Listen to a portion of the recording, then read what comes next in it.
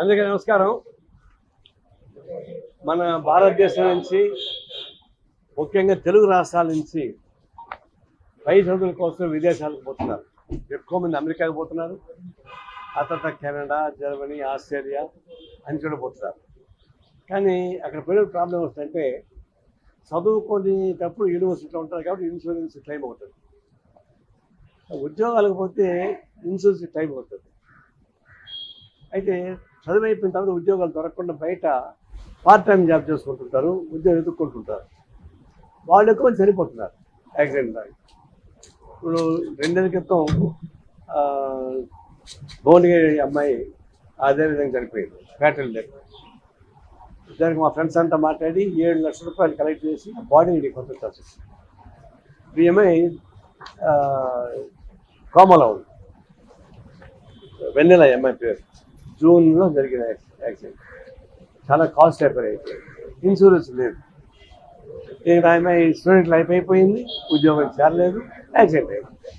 ఈ విధంగా దాదాపు ముఖ్యమైన దేశాలు ఇక్కడి నుంచి చదువుకోవడానికి వెళ్ళి ఆడ ఇబ్బంది పడుతున్నటువంటి వాళ్ళు ఉన్నారు.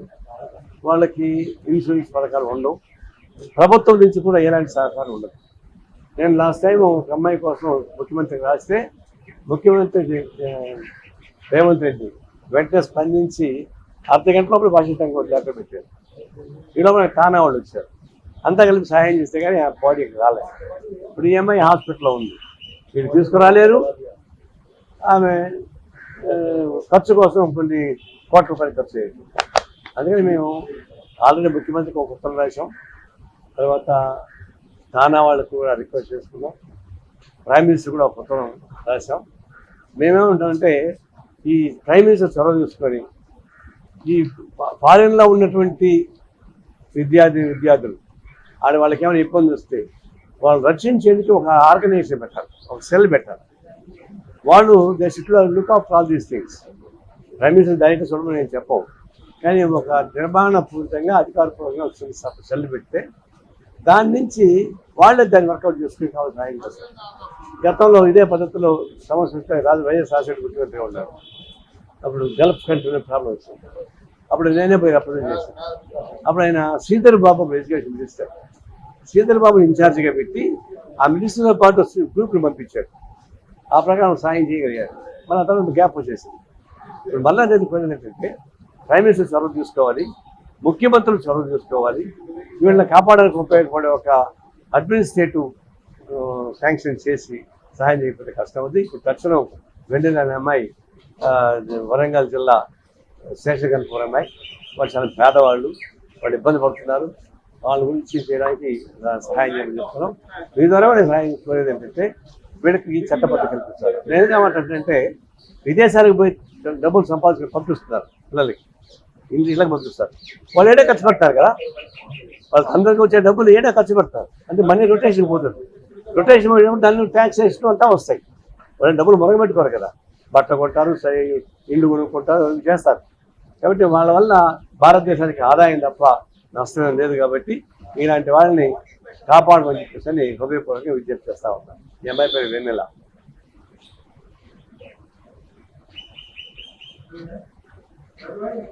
నేను డీటెయిల్స్ వాట్సాప్లో ఉంది పంపిస్తాను, మీ అందరికి పంపిస్తాను.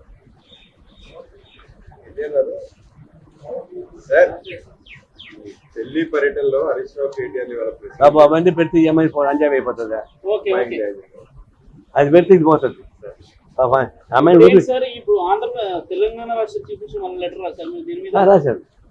రాశాను వాళ్ళు మీటింగ్ వెళ్తారు.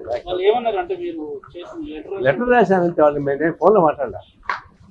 నేను లెటర్ రాసే పంపిస్తారు. ఇంతకుముందు లెటర్ రాసే స్పందించారు కదా, ఇప్పుడు ఏంటంటే అమెరికా వాళ్ళకు కూడా పంపించారు. వాళ్ళు ఇమీడియట్గా రియాక్ట్ అవుతున్నారు.